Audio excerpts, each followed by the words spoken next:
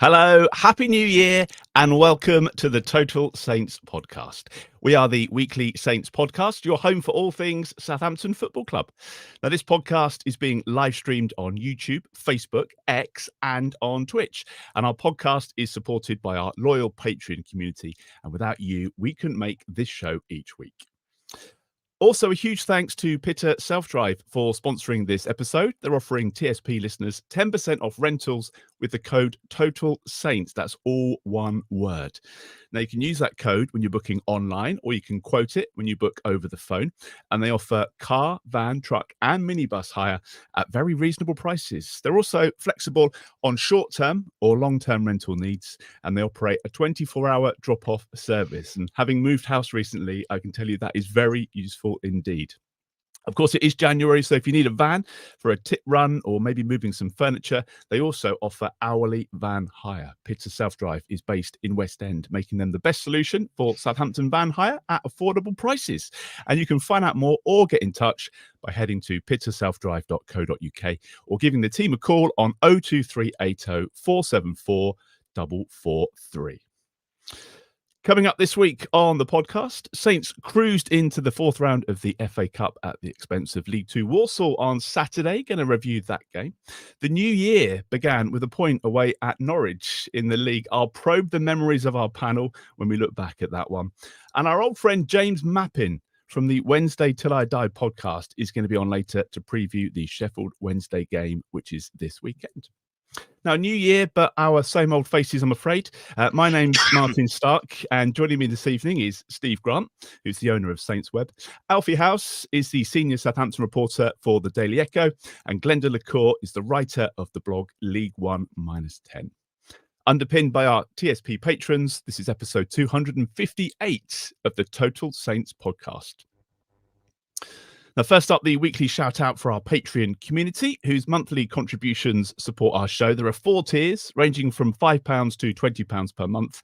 And aside from supporting the podcast, each of the tiers has some different perks, like an ad-free version of the pod.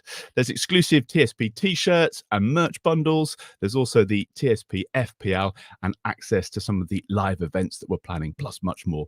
Now, if you want to get involved in supporting TSP each month, just head over to patreon.com/Total Saints podcast for more details. All the links are in the podcast show notes, and you'll find them on the YouTube description as well.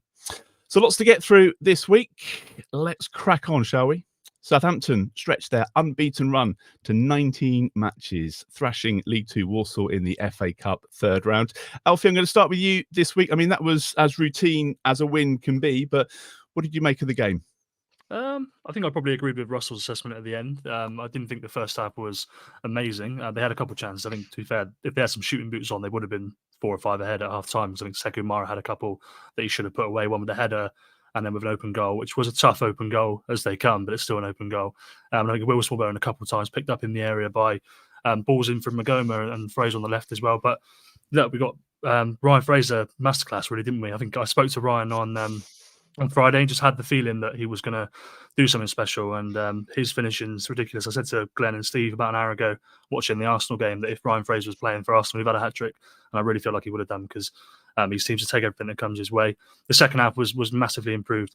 Only after a small blip in the sort of first 5 minutes, Mason Holgate and Jack Stevens, I felt they both sort of handed an equaliser on a plate, really, but got away with it. And I think the game showed that Joe Lumley has a genuinely decent goalkeeper, actually. I didn't know much about Joe Lumley, but his footwork is really good. He knows Dean Thornton really well from QPR, and that's sort of why they brought him in. And I think the final thing that I learned, which isn't new information, is that if I had to choose a player to ping a ball 50 yards to save my life, it would be Taylor Bellis, because he does it perfectly every single time.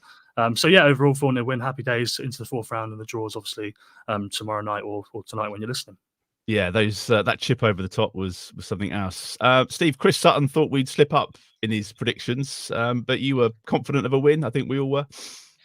Yeah, I mean, Chris Sutton being contrarian, trying to be make a contrarian point is probably not particularly newsworthy. But I mean, in fairness, it was a potential banana skin. Walsall have been scoring goals for fun albeit against bang average or crap League Two defences. So it's different levels, isn't it? And if the end of the day, if we'd started sluggishly, especially having made 9 changes, if we start sluggishly and they get on the front foot early, then all of a sudden we're potentially in a bit of trouble. But actually, there's been very few shocks this weekend, hasn't there? Which, I mean, I don't know how much of that kind of just reflects on kind of the standing of the cup these days. That even teams in lower divisions aren't necessarily putting their all into it, apart from in games where they feel they've got a chance of squeezing through and getting some more money out of the competition, which is a shame, really. But I mean, the TV companies have driven a lot of this with their absolute ridiculous picks for the televised games, solely going on weight of viewers as opposed to anybody actually wanting to watch the game for the kind of narrative angle. I think this week's are as bad as they've ever been. They're Oh, yeah. awful, and all the games have been horrendous. So well done. You kind of feel they got the results that they deserved, though, didn't they? Yeah. Those games, yeah. I mean, the only kind of I actually think that I mean, for once they've actually picked a Man United game that should be interesting away at Wigan for the Monday night game, because that's a proper potential banana skin, and that would be very, very funny if they managed to lose that. But yeah, all the others were just like, why are we watching this? And Man City at home to Huddersfield. I mean, what? Yeah, it was just dull, as we all knew it would be. Yeah. So yeah, disappointing set of games. There were plenty of other ties in the competition that would have been more interesting, and not just saying that from the end results. So Maidstone against Stevenage was one that ended up being the only upset, really. And yeah, there's a few others that you probably could have picked. Peterborough Leeds would have been an interesting one, even though Leeds won it comfortably in the end. You could go on through. There were probably 3 or 4 that you could have easily replaced. I mean, Spurs Burnley, who apart from Spurs and Burnley fans cares about that game? Just dreadful. And I mean, I'm not suggesting that ours should have been picked, because us at home against a side 50 odd places below us in the league table, that shouldn't really be an event. And as it turned out, second half we got the job done and proved that it wasn't. So it was entertaining though, Steve, wasn't it? Yeah, definitely. Yeah, I mean, we had, as Alfie said, we had that 10-minute spell either side of half time where we seemed determined to give Walsall something to sort of claw onto. But then, having woken ourselves up from those little moments, we then kind of hammered things home, and actually probably could have won by 5 or 6 in the end. But yeah, I mean, you can't complain with a 4-0 win, simple passage through to the next round. Don't think anybody's picked up any injuries as a result of the game, so everyone's a winner, really. Yeah, and a few players impressing as well. Glen, I mean, Russell Martin had promised to field a strong side. We always take his comments pre-game with a pinch of salt, because we never quite know what he's going to pull out of his sleeve. But were you expecting 9 changes?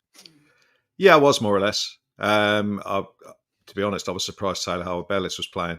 I thought they'd find some way to put Shea Charles at centre back and play someone else in midfield, sort of thing. So, but the lineup didn't surprise me, and the performance overall was good. And to be honest, we should be able to put a team out like that against a mid-table League Two side. As Steve said, we kind of gave them chances, but they had nothing up front whatsoever. So you've got to caveat the performances of the likes of Jayden Magoma. So whilst he looked great going forward, he was completely untested defensively. So there's still a question mark there. I totally agree with Alfie on Joe Lumley. I thought he was excellent. Just did everything he had to do, and obviously in a goalkeeper's case, if they don't get any shot or hardly get any shots at you, then there's nothing you can do about it. But he did everything that he needed to do. But I didn't know much about him either. But if you look at it, he's played 200 league games. Yeah. So it's not like he's one of these goalkeepers who's always been second choice. I mean, for context, McCarthy's only played 275, and he's 5 years older.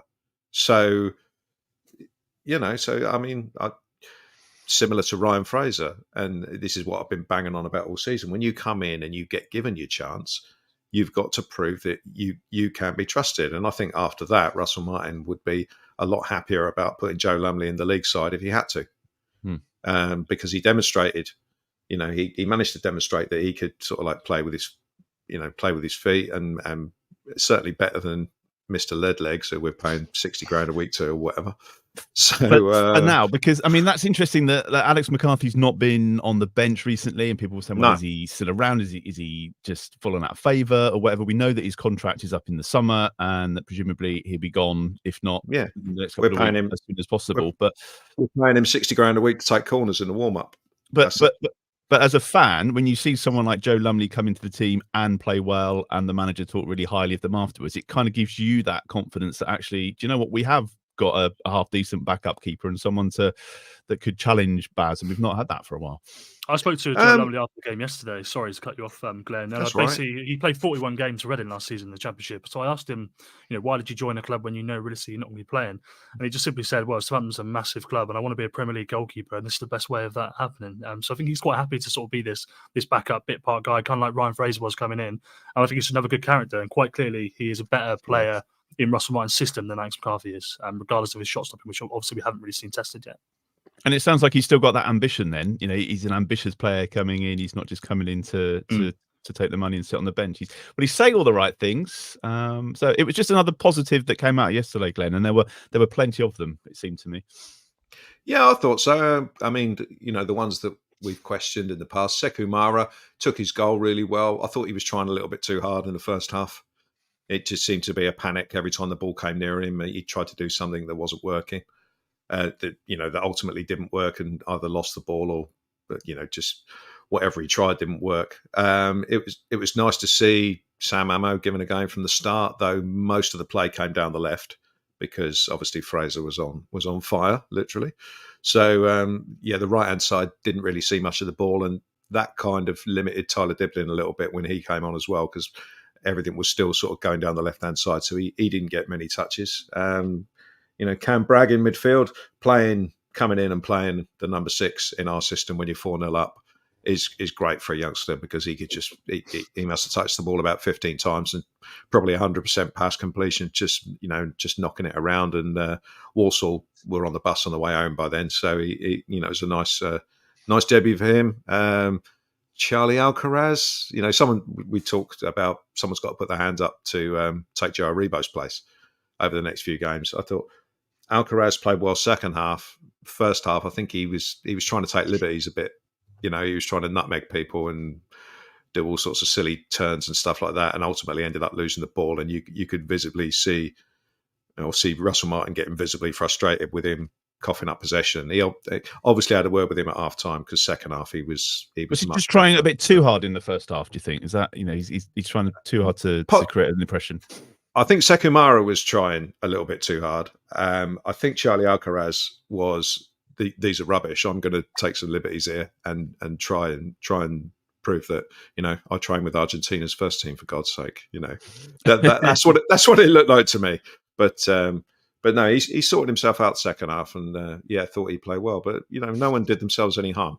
That's for sure. And it was a decent performance all round, and it proved that people can slot into the system, and there were some good patterns of play as well. I mean, the chip ball over the top is something that we've seen a little bit more. The centre backs chipping. Che Adams' goal against Plymouth was scored that way. Ryan Fraser's first goal was scored that way yesterday.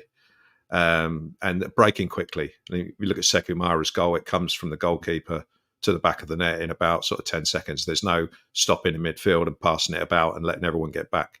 So, we do seem to be adding, sort of ironing out some of the things that weren't so great earlier on in the season. So, good day all round. Steve, I mean, that was essentially a second string team that put in a decent performance. That wasn't the case back at the start of the season. I'm thinking about that Carabao Cup game in August. What's changed? What's different? Is it just the makeup of the squad at the moment, or is that players that didn't want to be there? Do you think they're better with the system now? Because it's a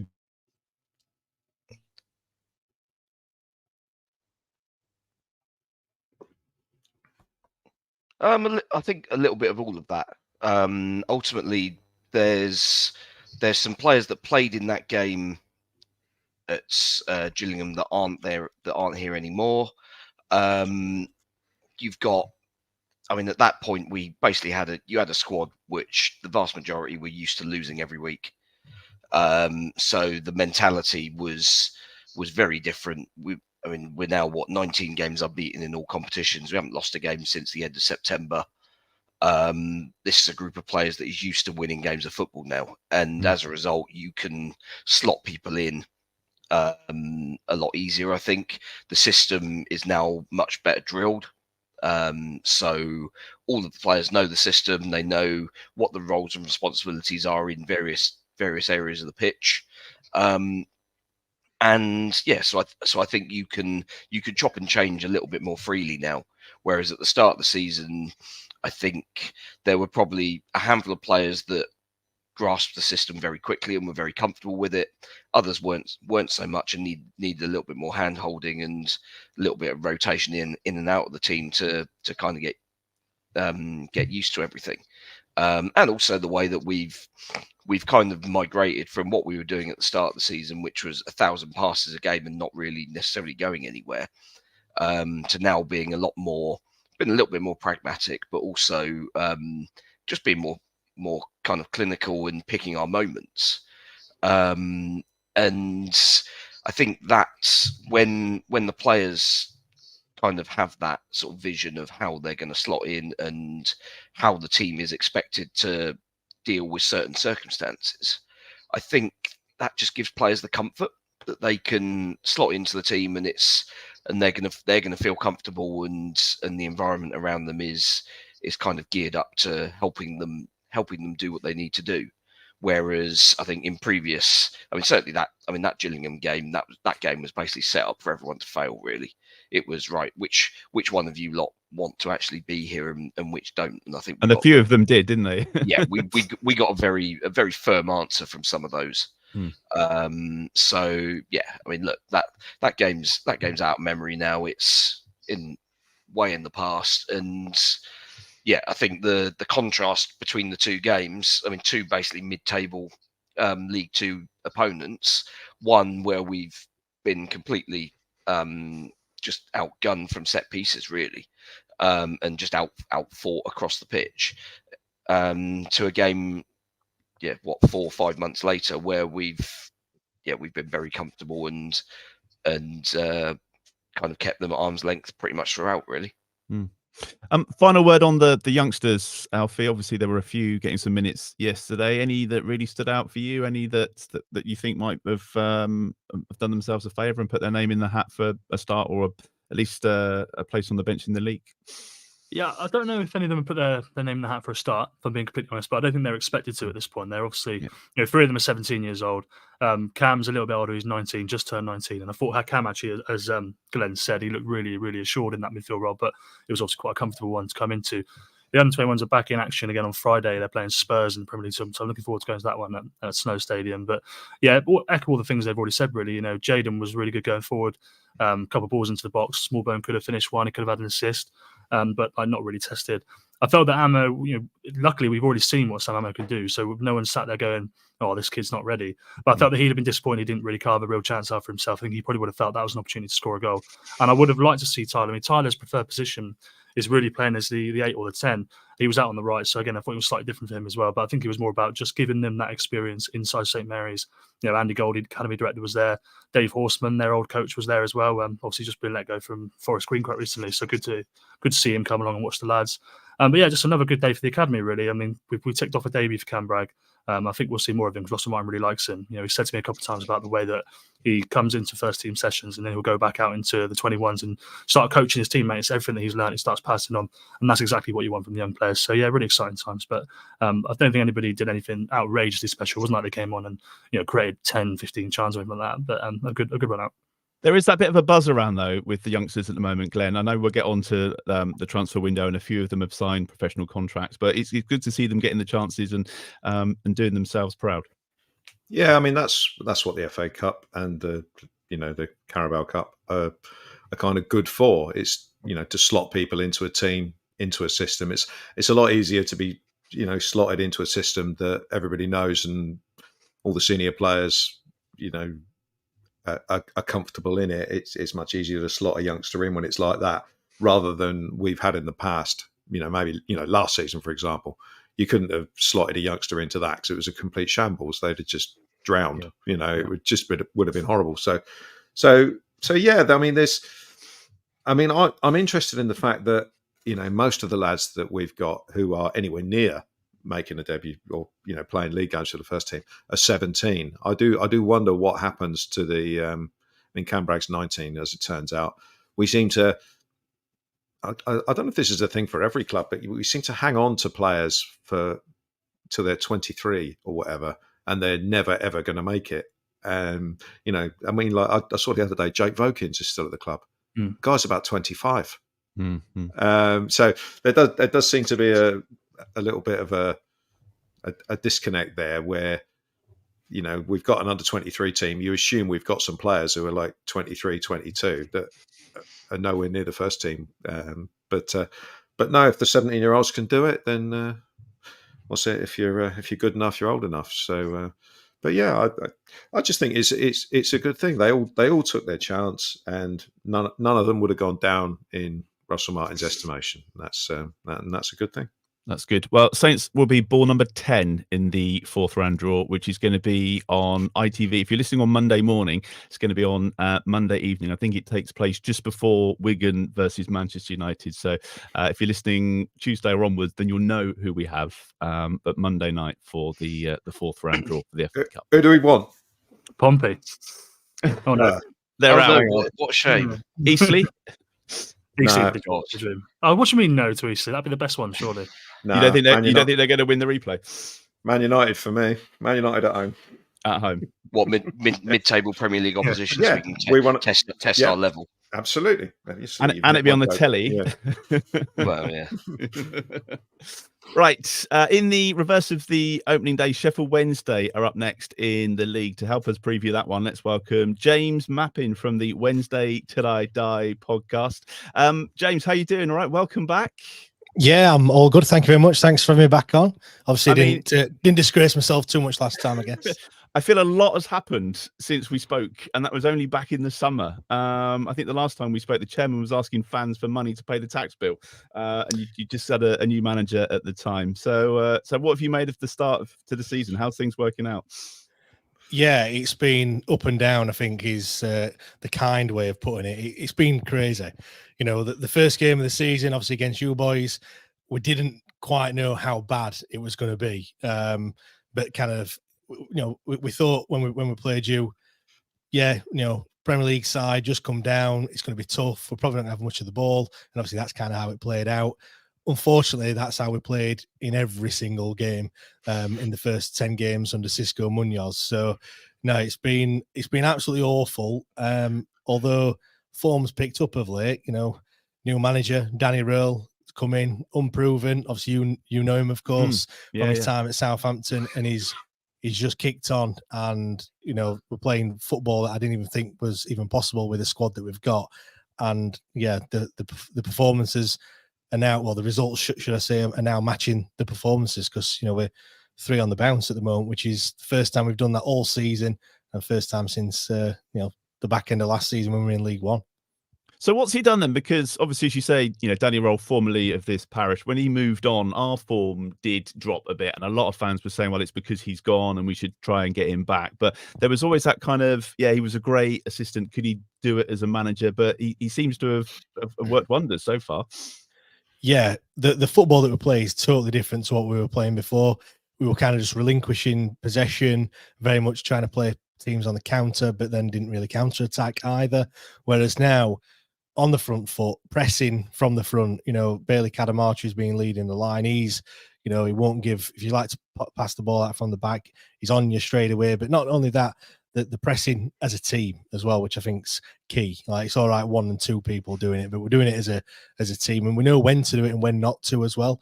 Not to burn herself out. The thing that's been lacking is confidence. Like this season, I mean, look, when you go 10 games and you don't win a game at all, then confidence isn't exactly going to be very high. And now I think he's just instilled that belief into the players that they can do it. Obviously, he's very analytical. He loves the numbers, XG. I know some people cringe when people say that word or them two letters.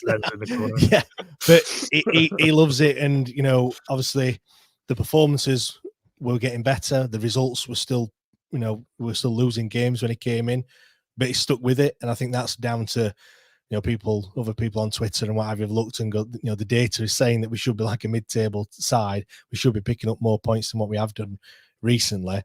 He stuck with it. And then now we're starting to see see those results come, and yeah, I've never seen a manager or the fans take to a manager so quick.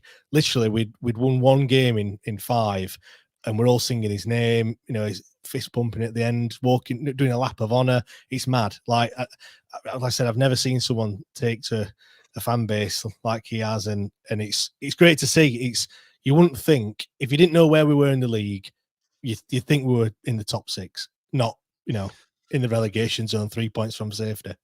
I'm glad it's working out. It's nice to hear, but there is a little bit of me that thinks, what if? So are you playing with 4-2-2-2 like we did at Southampton when he was there with Ralph? Is that how they're setting up? What's the formation like every week? It could be different every single week, to be honest. It's either a 4-3-3, although, however, the past couple of games it's been a 4-2-3-1, which I think has. I think he needs to continue with that, to be honest. We've had players come back in. Momo Diaby, he played 20 minutes against Preston, which was, I think, 3rd or 4th game of the season. Got injured. He's only just come back.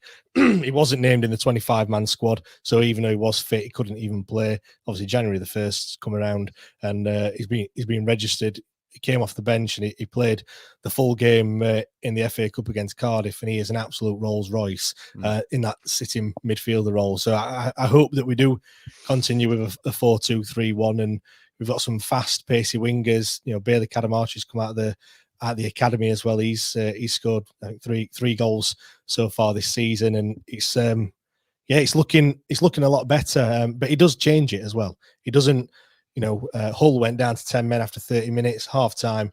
He changed the system. He made a substitution at half time, and he's ballsy like that, which I like. I won't say he takes risks. I think they are all calculated risks because that's what type of person he is. But he's not one of those like, oh, I'll see how it goes. If he sees something and he wants to change it, he'll change it. I mean, that was a decent cup tie as well at the weekend. You must have been happy with that. Mental. We kick off, score after what? 2 minutes, and you're thinking, what a fantastic start. I mean, we did field a fairly strong side, and by all accounts, Cardiff made quite a few changes. So you're thinking, well, it's going according to plan. And then literally they go down the other end, and it's a penalty, which, whatever. Cameron Dawson saves it, and then he saves another one 3 minutes later, which you're thinking, when they get the second one, you're thinking, go on, it's going to be 1-1, but to save 2 penalties like that, I think he saved 7 out of 12. And he saved 3 of 4. He's already saved a penalty this season. Did he put it the same way? I haven't seen them. Did he put it the same way? It was a different taker. Oh, right. Okay. Someone else took it. One went to the left, and then the second one, Callum Robinson, put it to the right. And I don't know if you've seen the first one, but he saves it. I think he's like I don't know if it's his leg or it's an outstretched arm, and then he sat on the floor, and the ball just goes straight up in the air and just drops on his lap. So it was very, exactly perfect. But yeah, Cameron Dawson's had his critics this season, but certainly nobody can fault his ability to save from 12 yards. And I mean, let's just talk about the league as well. It was, you put the cup to one side, but that was a decent win against Hull, I think, wasn't it, last time out in the league? So there's a bit of momentum there. Yeah, like I said, 3 games on the bounce that we've won in all competitions. Yeah, we're going into that Hull game, and I took a point, to be honest. I think Hull absolutely battered us at their place, but we're a different beast, as they say now. Playing a lot more, a lot better football, totally different. Yeah, the red card swung it massively, but we were well on top before that red card, to be honest. And although they looked dangerous when they came forward, we had the ball was in their half a lot longer than what it was in ours. Obviously the red card just exaggerated that, but still, as you probably found out, over the seasons, playing against 10 men, it's not as easy as what it seems. Pressure gets put on you. The fans expect you to to go on and win the game. And like I said, we made a change at half time and to put 3 past them. All right, we didn't keep a clean sheet. Another penalty, by the way. After the 2 at the weekend, that's 9 penalties that we've conceded, and we've had a grand total of 0. So yeah, you might get a penalty on. Adam Armstrong against... needs to practice his penalties this week. Yeah, you might get a penalty. I'm not saying going to score it, but you might get one. well, maybe you can stick that in your prediction when we do those at the end. Alfie, we had James Ward-Prowse and Nathan Tedder in the starting 11 last time, and to be honest, that feels like a lifetime ago, doesn't it? Yeah, it does. That was weird because that was the last 8 minutes of the game when they I think, had 100% possession basically and played it all around. We were thinking this is going to be the easiest journey of a lifetime, and then obviously end up having to lose a few games and work a few things out. I'm actually quite interested in what you said there, James, because if you've got a sort of Claudio Ranieri style Tinkerman, then I think you might come to St Mary's and put sort of 10 men behind the ball, because every team that does that seems to have a chance. The ones that come and play like Blackburn and Swansea, they get torn apart, they get hammered. So if that's the way he's going to approach these games, he might do that and then make a change sort of last 10, 15 minutes, try and win the game. I don't know if that's something you see him do it. Yeah, I mean, we have played different in all the games. It's not like the same way. I mean, look, we do like to play out from the back. I think every team likes to do that now. I think it's not a new thing anymore, is it? It's kind of it's weird when a team doesn't do that, to be perfectly honest. But when you look at the Preston game, the second half, I don't want to say part of the bus, because I don't think it was like that, but it was literally an onslaught from Preston. But we just dealt with everything that came our way. We were 1-0 up, and we we're kind of happy to sit on that lead. I don't think Danny Rill would have said that. I think he probably wanted to play a little bit differently, but that's how it was. And the players were more than adequate in doing that. And yeah, I think he does like to. He does like to play football. I don't think we are just going to put 11 men behind the ball. I don't think that's his way of doing it. However, having said that, when we've got Masaba, we've got Gassama as well on both sides. Kadamatri's got, he's only 19-year-old. He's got a lot of pace. So when you add that to Josh Windass as well, who's been playing in that number 10 role, we can kind of sit in a little bit, and then all of a sudden we could catch you on the counter, and we've now got that pace that they can keep up with the play. In years gone by, we haven't had pace at all, or if we have, it's just one player, and they speed off, and no one is nowhere to be seen. But we can actually break in numbers now, which is good. It's going to be an interesting pressure and atmosphere, I suppose, for the players. I don't know how much they really read into it, but I think, when you've got a club record that is 40 years older than Glen, and it's 17, 18, 19 games, you want to break that, don't you? So they've lined it up now so that they're going to be 20 in all competitions and 19 in the league, which is both of the records in the club's history, if they just avoid defeat on Saturday. You'd like to think they'll be able to get over the line. I think Russell Martin's got them well drilled. They've got them focusing on their football rather than records and stuff like that. But it's a massive game for the club, isn't it, really? You have to, you want to get that records. You want to get the next 2 games unbeaten, whatever happens, and you want that to be written in history. And it would just be us if an ex-employee, someone that was on the payroll a couple of years ago, comes back and masterminds that. Steve, are you nervous about the Danny Roll side at St Mary's, or are you excited to see what they bring? I'm interested, certainly. I mean, they were very limited on that opening night, and yet they still nearly took a point from us. So it's, I mean, cliche obviously, but there are very few easy games at this level. Each team offers different things that can hurt you if you're not on it, and we've shown against, we drew at home with Rotherham, of course. We've drawn against other sides who we would have expected to have won against fairly comfortably, Huddersfield, for example. Maybe it's just Yorkshire we've got a problem with, but yeah, I mean, when Wednesday have got bit of momentum built up, and the results are going favourably at the moment. So it's, I mean, they're a team in some decent form now, so it's not going to be easy. I do think that Roll might try to be a little bit more pragmatic than he would be if you were playing against one of the other teams sort of down near the bottom. But that doesn't necessarily have to equate to sticking everyone behind the ball and basically playing like Norwich did against us on New Year's Day, which was absolutely extraordinary, by the way. And yeah, I think, obviously it's a game that we should win, everything being equal, but you've got to go out and earn it. And I mean, of course, we're kind of lacking a few options, relatively speaking, I mean, it's going to be the world's smallest violin from fans of clubs with smaller squads than us. But Aribo's been in good form recently. Samadozi's been in excellent form recently, and both of those are missing.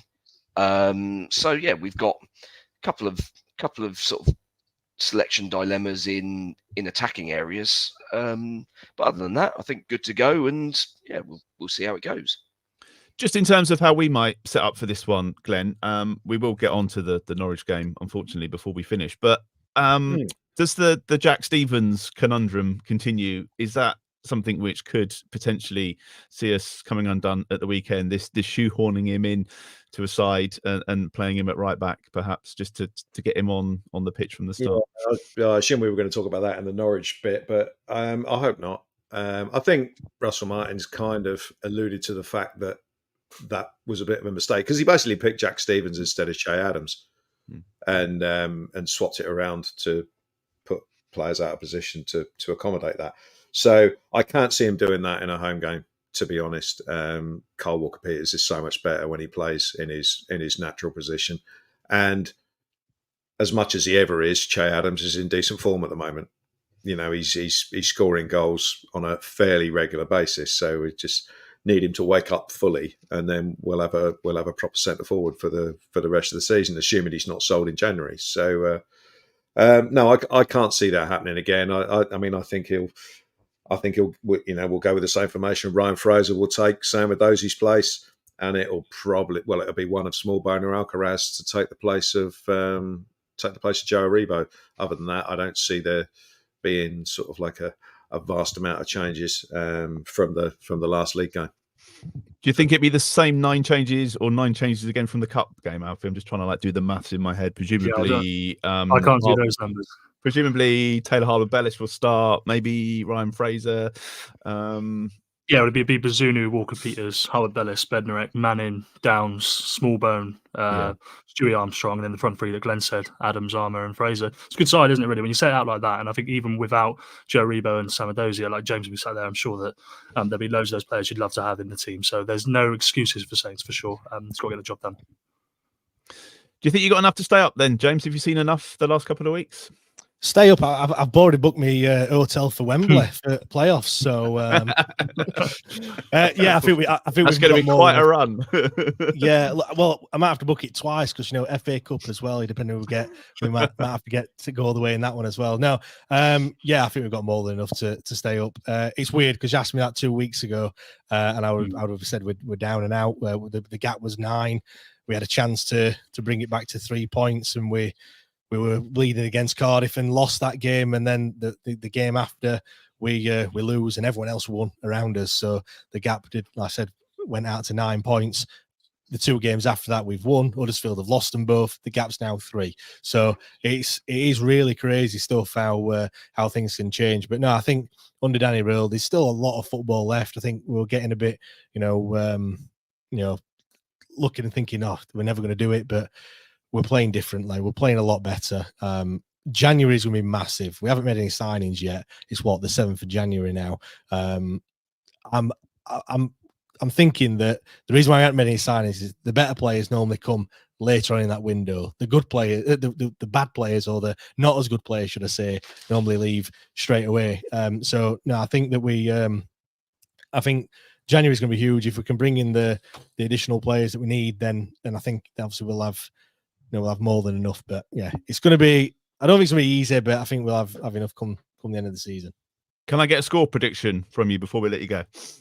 Can I have one with my head and one with my heart? Because go for it. Totally different. Yeah, my heart is saying that we could go down to St Mary's and carry this run on that we're on. Make it 4 wins out of 4, and perhaps beat you 2-1. My head is thinking that really you're probably gonna have too much for us, to be perfectly honest. It might be a 2-0 win to Saints. Okay, let me go around the screen just to get the other guys. Steve, score prediction?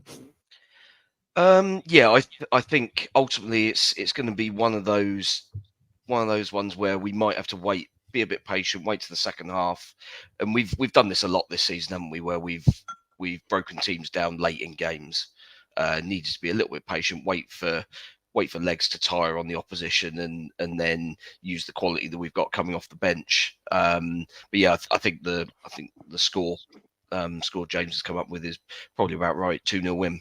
Okay, Glenn.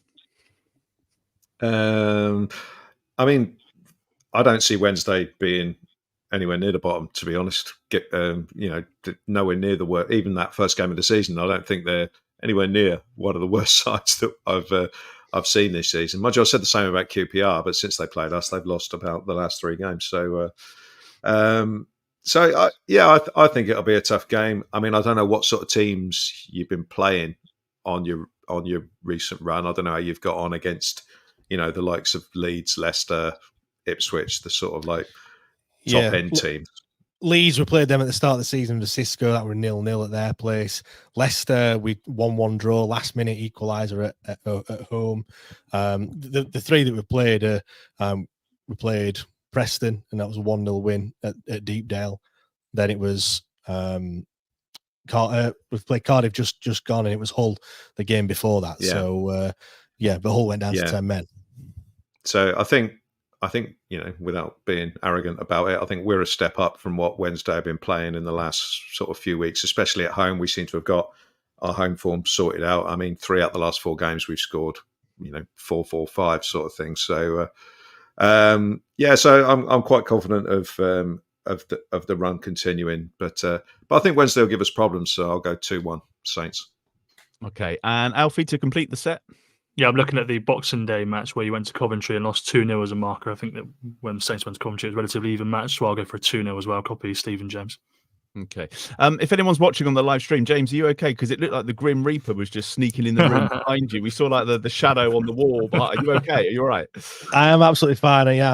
We're recording our podcast in about 5 or 10 minutes. So just guests arriving, or should I say, co-hosts complete with the creaking door as well. That's why I was just a little bit worried about you. I mean, you never know. I did say to him, be quiet beforehand, but can't help the door.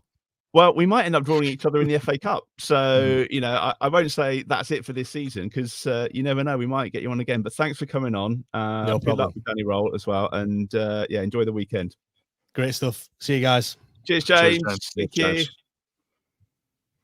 We will talk transfer window as well before we finish. I'll get everyone's thoughts on that. The last league game was the trip to Norwich on New Year's Day. Ultimately, a frustrating afternoon. 1-1 the final score. Glenn, I'm going to ask you to cast your mind back if you can. 1-0 up, in control of the game. We've seen it before, haven't we? And that's why I think we were banging our heads against the telly. Yeah, we got a problem with scoring a second goal in away games, haven't we? I mean, Norwich, it's going to sound like sour grapes because at the end of the day, they got what they came for. But to set up like that at home is a disgrace. And it's been quite nice. I mean, it's funny you mentioned Chris Sutton earlier on. Chris Sutton is obviously heavily involved in Norwich, and he wrote a big article because he actually went to the game saying it was an absolute disgrace the way Norwich set up in a home game. Southampton are not prime Real Madrid. What on earth are we doing in a home game? It's ridiculous. And it just annoys the hell out of me that those tactics were basically rewarded in the end, and they got the point that the manager obviously wanted. We didn't do ourselves any favours. I don't think Russell Martin had his best day with the shoehorning in of Jack Stevens. I think it unbalanced the team, and we kind of wasted the first half when Norwich were determined to play with a back 10. We kind of didn't do a great deal going forward. Ironically, it was Jack Stevens who came closest to scoring when he hit the bar, but that doesn't justify that selection, I don't think. Half time, he obviously realised that it wasn't quite happening and brought Che Adams on, and we looked better. Lovely bit of play by Kyle Walker-Peters to set up the goal. Adam Armstrong is obviously deadly from there. So, but it just seemed to me that we worked so hard and battered our head against the wall so much to get that goal. We never really settled down after we'd scored the goal, and immediately we started to let Jonathan Rowe run from midfield, and he did it the first time, and it ended up with a shot into the side net in, so we got away with it then. And then he did it again 2 seconds later, and that ended up with the equalising goal. So it was annoying, and the referee was an utter idiot. we're going to get onto him. If they'd have gone down to 10 men like they should have done, and this is not a VAR argument. It's the referee saw it and he decided that was a yellow card. Basically, Jack Stacey hitching a ride on Edozie's ankle. It's just a dreadful challenge. And if we played against 10 men, then I'm 99% sure we would have won that game. But I'm sure Stacey's got form for that against us as well. When he was at Bournemouth, there was one incident when we played down there where I'm sure he shoulder charged somebody into the stand and got away with it. Yeah, he's obviously a nasty piece of work, and he was notably very quiet for the rest of the game. So, but I mean, the referee is one of these Premier League referees, and I have a problem when Premier League referees come down to refereeing the Championship, because refereeing with VAR and refereeing without it, it's a bit like driving an automatic as opposed to driving a car with gears. It's completely different. And if you drive an automatic, you can't drive a car with gears, and it just seems that way because you don't have to make decisions. In the Premier League, that Edozie tackle, he doesn't make a decision. It probably gets upgraded. Whereas in the Championship, you've got to referee differently. You've got to make the one on Carl Walker-Peters as well, wasn't it? The foul where he just like gets bundled over and then they get the free kick. It's like, what? Yeah. Their guy sort of fell into him, and apparently that was a foul. But it was other things as well. I mean, in the first half, Norwich were leaving their foot in quite a lot, which they're entitled to do. But you've got to look to the referee to look after the players and referee the game properly. And he was just kind of letting them get away with everything. And it just added to the sort of total frustration of the game, really. But from our point of view, we've got to sort out scoring a second goal away from home. We do it in home games now.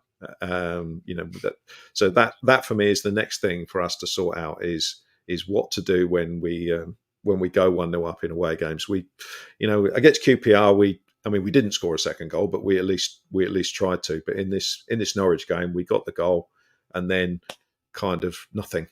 They equalised and that was the end of that. And we did have the chance in the last minute, of course.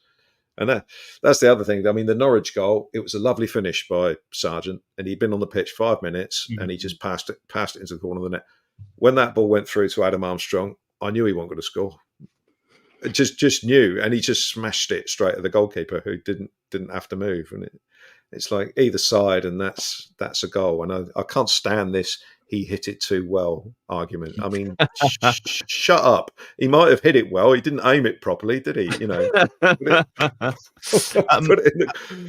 Alfie, what is the latest on Sam Edozie? Because I think we lost Bednarek as well, then Edozie as well. It did feel like it unbalanced the team, and that tackle was, as Glen says, it was criminal, really. Yeah, Glen's covered the tackle. I mean, it's right in front of us actually on the left, and you could see it was a bad one. And then when you watch it back, it's a clear red. But I think Russell said that he didn't bother pestering the referee at the end of the game to ask why, because there's no point. You don't get anything like that, do you? So the moment it looks like he's going to be out for the month of January, according to Russell, which obviously puts him on similar timeline to Kamaldeen Sulemana. So he said that Sam will be available to play at the start of February. So I think that end of January that includes his getting back up to fitness and getting back up to being ready. So it's lucky we got Ryan Fraser in the form that we have. But I was actually just thinking when you were talking to me, I don't know who that leaves as the backup to Ryan Fraser down that left hand side, because they've had a couple there. But who would be the next choice? Because you might have said Ryan Manning could actually do a job there, honestly, and put James Bree back. But obviously James Bree's will be out for the same timeline as well to the end of January. So they are a little bit short in those numbers there. And maybe when a winger hopefully comes in on loan this month, it's somebody who can play on both sides and just sort of fill that gap temporarily as well. Is it one of those results, Steve, we just need to take in the context of the whole festive run? I think it was 4 games in 10 days, wasn't it? And that would have had an impact on the team. There would have been some tired legs and tired minds, and we got a point away from home. Yeah, I mean, it will have done, but at the same time, those 3 previous games were all pretty comfortable. I mean, Plymouth we somehow made a game of in the 6 minutes of injury time, but the Blackburn and Swansea games were very comfortable. The QPR game was pretty comfortable, really, in the grand scheme of things, even though it was only 1-0. So actually, they've not been as sort of overworked as they could have been. That's for sure. If all of those games had been close, then I think we'd had to keep the same 11 due to injuries and whatnot. Then I think there's there's a stronger argument in that. But I think having gone 1-0 up and looked pretty comfortable with an opponent who was showing very little ambition to get beyond their own halfway line, really, then yeah, it's frustrating. And I mean, one thing Glenn mentioned, the lack of away goals in terms of getting the second goal. I think it's 3 or 4 games we've scored twice away from homes this season. A lot, and we've scored in. I think we've scored in basically every game apart from Sunderland, I think, away from home. So we don't have a problem scoring. It's just going on and kind of as you say, sort of making games safe when we're taking the lead, which then means that you can coast a little bit more in the latter stages of games and preserve energy. I mean, obviously for the next few weeks we've got no midweek games, so that's less of a priority now. But when you're playing over those busy periods, if you can get those games won early and make changes and rest and rotate, then you're onto a winner. But unfortunately, we just didn't manage that second half particularly well at Norwich, really, unfortunately. Alfie, I've lost count of the players that you've spoken to in the last week or so. Am I right in thinking Flynn Downs was this week? Was that a piece recently, just talking about him and the tough time that he's had? It seems like he's not quite out of the woods or out of the toilet, as it were. Yeah, there's still... Yeah, I think he's hopefully on the right side. I mean, Steve was right. I mean, his response to the article was bang on. It sounds like he does need a chef. I don't know exactly how you catch E. coli, but it didn't sound like a great thing to have. And he said it was 3 weeks of real torment, to be fair. And I think he was making himself available for games despite not feeling very well. And I think that was why he was coming off at 55, 60, 65 every single week. But by doing that, I mean, when you have that kind of illness, so, digestive illness that obviously leads to those bad symptoms we know about, you can't refuel for the games because everything you eat is you're not getting the nutrients from it. So yeah, tough for him, but he's had a week off now, and I think he'll be back hopefully to his best. Just got to keep him out of the kitchen. Let's do our TSP player of the week. There's going to be I think a few contenders for this. Steve, I'm going to start with you. Who's stood out? We'll take the Norwich game if you like, and we'll take the cup game as well. Anybody that you want to put forward for the social media poll? I think the obvious one's probably Ryan Fraser. 2 goals and assists yesterday. So yeah, basically got the game done early in that one. Did okay at Norwich. Nothing particularly to write home about, but was all right. Probably the best performance over the 2 games combined, I think, of the very few players that did feature in both. Yeah, I assume you got man of the match at the weekend too. Was there anyone else, Glenn, that stood out for you? Taylor Harwood-Bellis, but we say that every week. It's justified, perfectly justified to say it every week. Yeah. But he's obviously played both games, and he's. I mean, James was talking about a Rolls Royce of a player. He's kind of become that for us.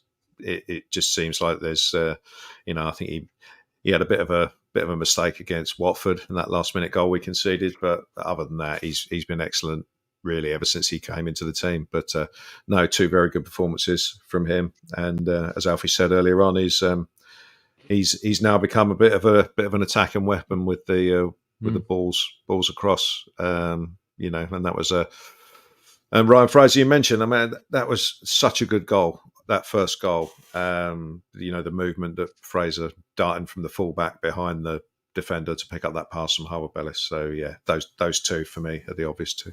It was like the goals he used to score against us. Alfie, is there anyone else? We got those 2. Can we make it? I think those probably are the only 2 that I would nominate. But to populate the poll, I would say for the second half performance. Yeah, the second half performance alone. Yesterday, I would say Charlie Alcaraz, but I think he was one of those players that Glenn alluded to, that Russell spoke about, that was maybe just doing a bit too much, was maybe running around, not playing his position, trying to make things happen, trying to impress. But in that second half, he had a hand in all 3 goals. He looked a class above, like he should have done. So for that second half performance, I'll go Charlie. Okay. I'm going to grill you on some transfer rumours now. Apparently, today's the most popular day of the year for dating apps. So the question is, who do we need to match with this week? Nikki, who's one of our patrons, actually sent us a question online and said, it's been a quiet start to the month. Is that because the players are more settled, or are the club doing a good job of managing expectations? I think if we probably work our way through the week, Alfie, there were the younger players that have signed professional terms, and that's good news. That's a positive coming out of the club. In terms of academy players, yeah, it is Yeah. positive. Like, there's not going to be any interest in transfer-wise in those guys yet. They've literally just turned 17 years old. They're both making their 21s debuts at the moment, aren't they? Really, because Barnaby Williams, and forgive me, I've forgotten the second player's name. I covered it about a week ago. But in terms of transfer interest in Saints players at the moment, it's been pretty quiet, which is obviously a good thing. And I am touching wood now to try and keep that the case, because the last thing you want is a big offer comes in sort of last few days of the window that they feel they can't refuse. But right now, no bids in for any Saints players, so it looks like hopefully keeping the squad together for now. And it sounds like, Glenn, there might be a bit of business to be done. I mean, Holgate, did he impress yesterday? I assume that's a conversation that might be going on. He might be, or maybe not be heading back. But well, I mean, the rumour has it that Everton don't want him back, basically, unless someone said as much. Yeah, and basically we're stuck with him unless someone else comes and pays the same amount of money that we're paying in terms of his wages and stuff like that. But in terms, I mean, if you're putting all that aside, in terms of football at the moment, Holgate can play at fullback, and at the moment we've only got 2 fit fullbacks. So I don't think it would be the smartest thing to do to let him go and not replace him.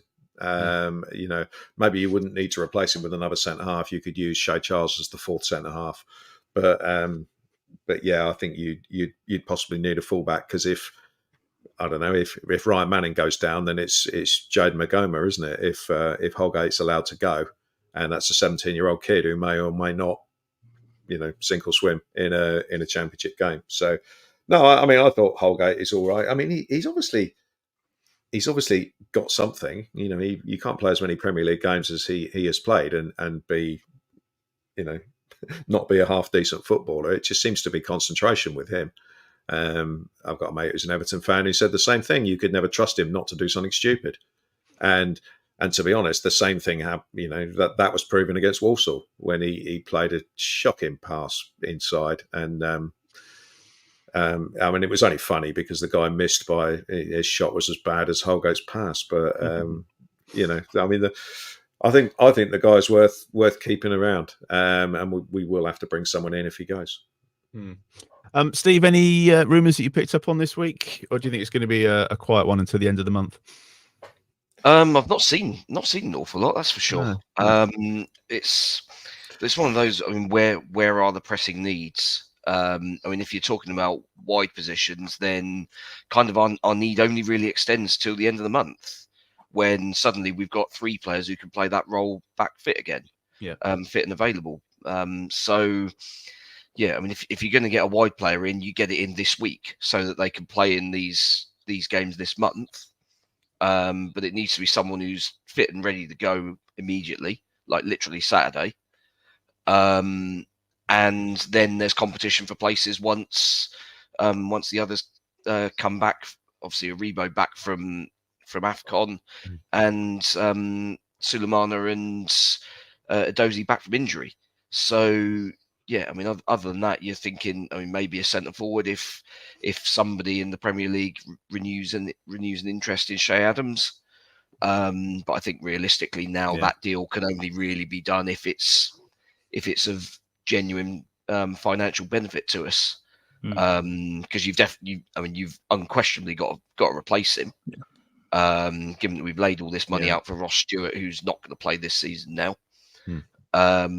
You definitely need a backup or an alternative in that position. And to be honest, who would you rather have? Would you have someone who's proven at this level, got 15 goals in a season for Birmingham, has got 6 or 7 for us now, after another of his little purple patches, or would you rather bring in someone vaguely unproven on loan for a Premier League side whose attitude you don't really know?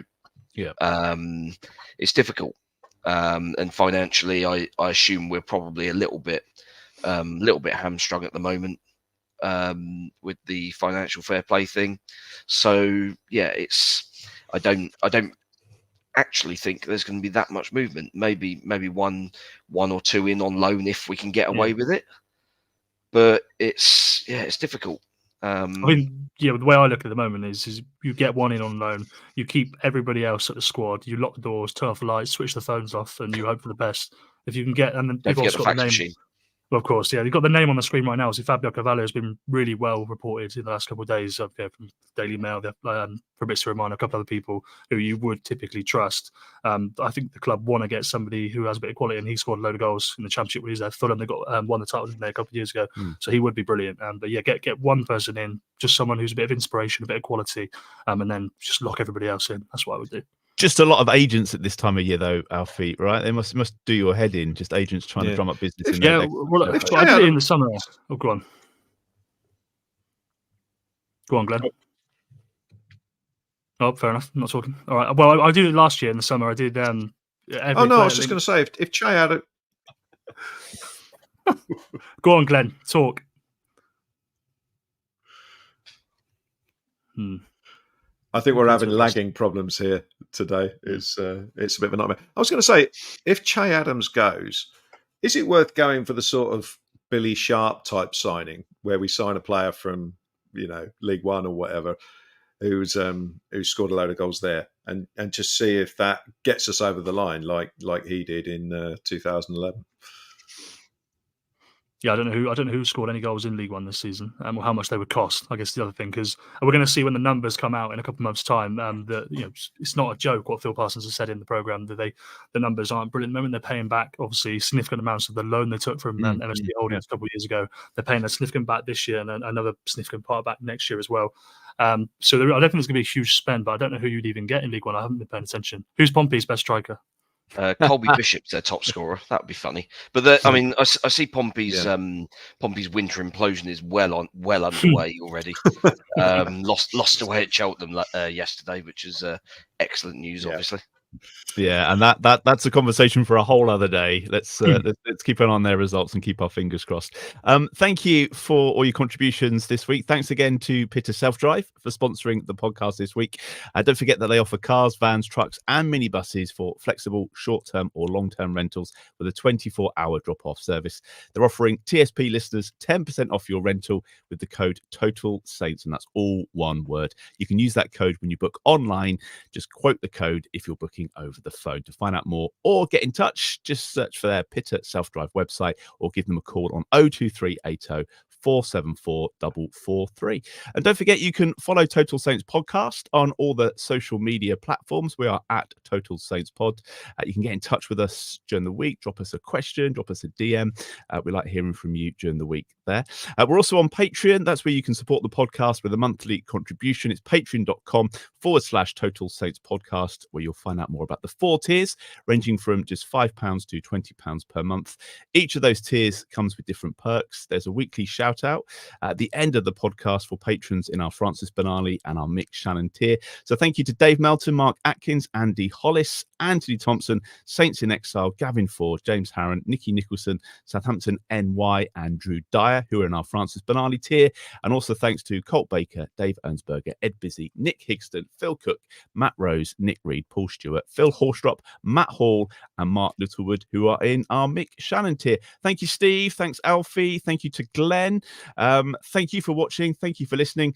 And we'll see you again next week.